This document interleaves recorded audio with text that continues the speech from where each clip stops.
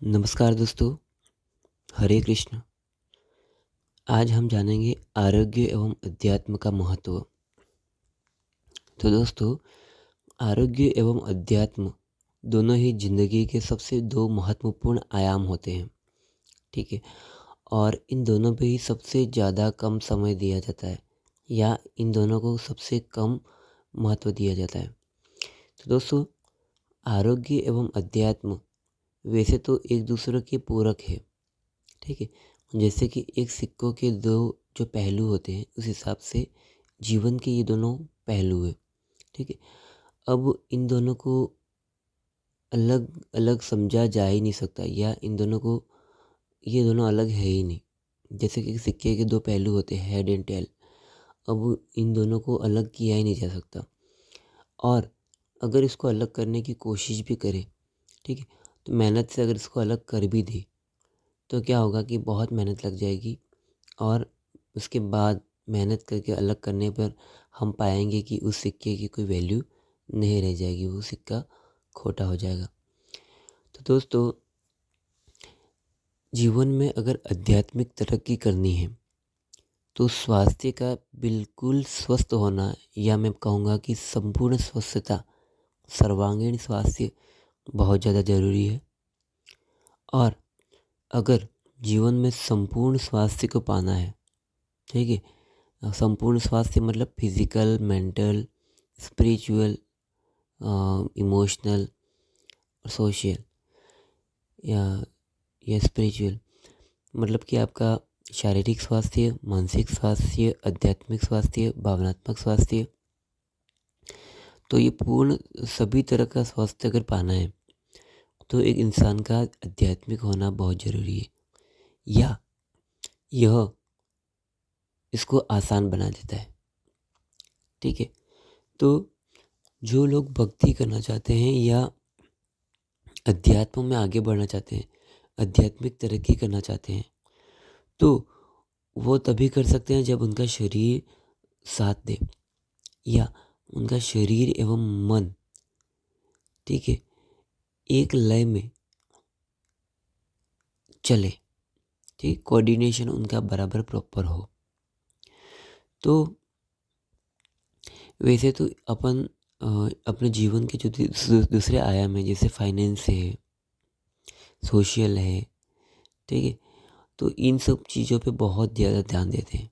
ठीक है। भौतिक जीवन पे बहुत ही ज़्यादा हम, जो मटेरियल जो वर्ड था, मटेरियलिस्टिक वर्ड, भौतिक सुख सुविधाओं पे ज़्यादातर समय और ज़्यादातर ऊर्जा हम खर्च कर देते हैं।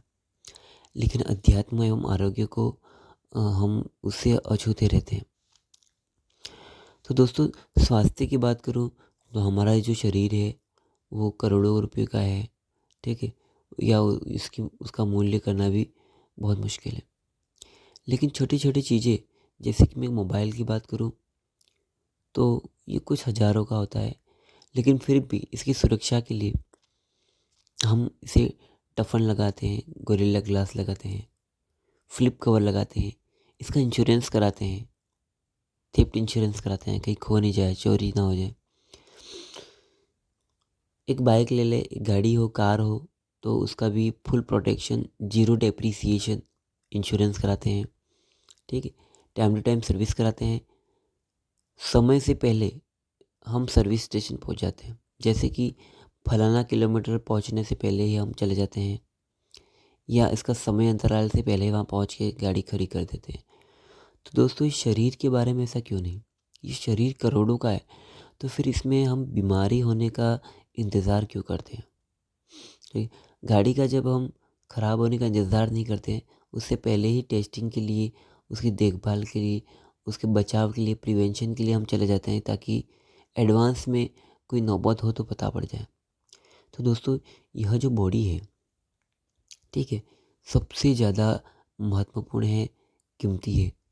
दूसरी बात, आपका अगर इसके जीवन में, आपके जीवन में कोई आपका अगर रियल जीवन साथी है, ठीक है, वास्तविक जीवन साथी, तो वह आपका शरीर है।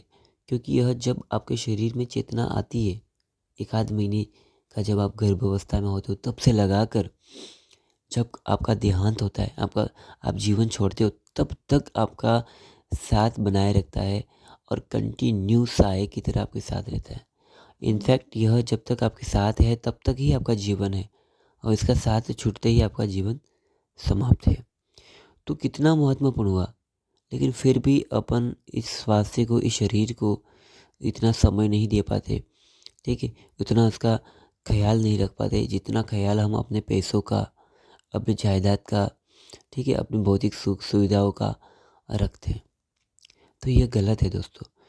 तो आज से आप अपने शरीर का बहुत ही ध्यान रखोगे, और यह आपका जो जीवन साथी है, ठीक है, आपका जो जीवन साथी, उससे भी पहले आप इसका ध्यान रखोगे, इससे प्रेम करोगे, इस शरीर से, ठीक है, इसे बहुत ज़्यादा महत्व दोगे।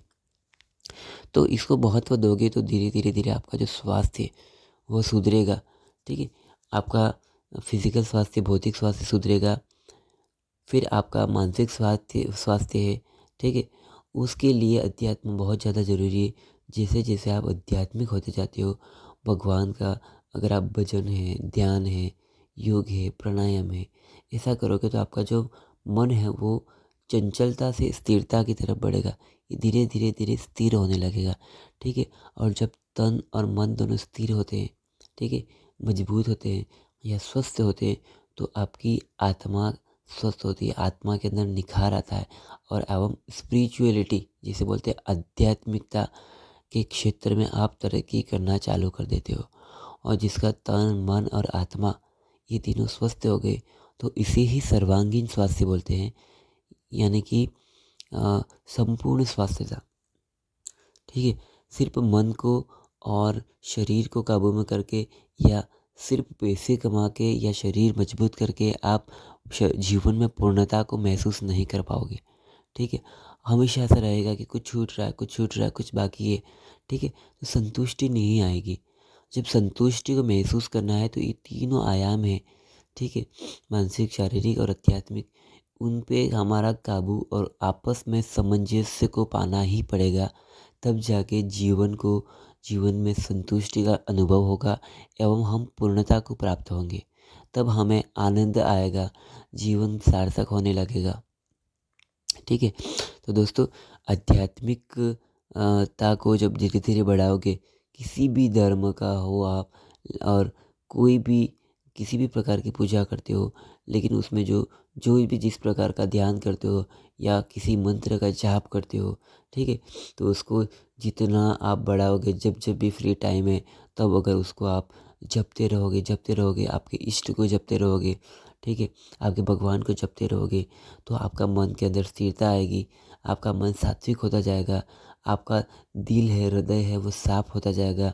आपकी जो मोह है, ठीक है, काम है, क्रोध है, ठीक है, अम, तो ये जो है अहंकार है, तो ईर्ष्या है, तो ये भाव धीरे धीरे धीरे ख़त्म होते जाएंगे, ठीक है। और और जैसे कि जो चार अवस्था है, काम, अर्थ, जैसे कि भगवान कृष्ण ने गीता में बताया कि धर्म, अर्थ, काम, मोक्ष, ठीक है। तो भगवान ने क्लियर किया है कि आप अगर धर्म और मोक्ष के रास्ते पे अगर चल देते हो, एक बार शुरुआत कर देते हो, तो उनके जो काम और जो ये अर्थ है उसकी व्यवस्था भी भगवान करता चला जाता है, ठीक है। तो चाहे आपकी उम्र कोई भी हो, भक्ति करने की कोई उम्र नहीं होती है। हमें बुढ़ापे का इंतज़ार नहीं करना चाहिए कि बुढ़ापे में भक्ति करेंगे, क्योंकि जो लोग इस भरोसे बैठे थे वो आज बुढ़ापा आ गया और अब बैठ भी नहीं पाते, ठीक है। तो बैठ ही नहीं पाएंगे तो कैसे ध्यान लगेगा प्रभु का, कैसे हम खुद का फोकस बनाएंगे।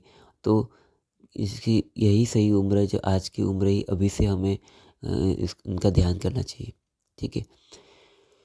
तो ये बात होगी, अध्यात्म और आरोग्य दोनों ही जीवन के बहुत महत्वपूर्ण पहलू है, और इनसे ही मिलके जीवन संपूर्ण होता है, ठीक है।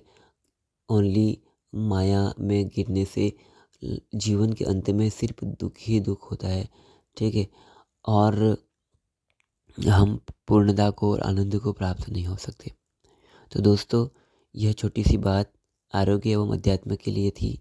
इसे इस पे ध्यान दे के इसकी शुरुआत कीजिए, इसका अनुभव कीजिए और दूसरों के साथ भी शेयर कीजिए। थैंक यू सो मच, धन्यवाद। हरे कृष्ण।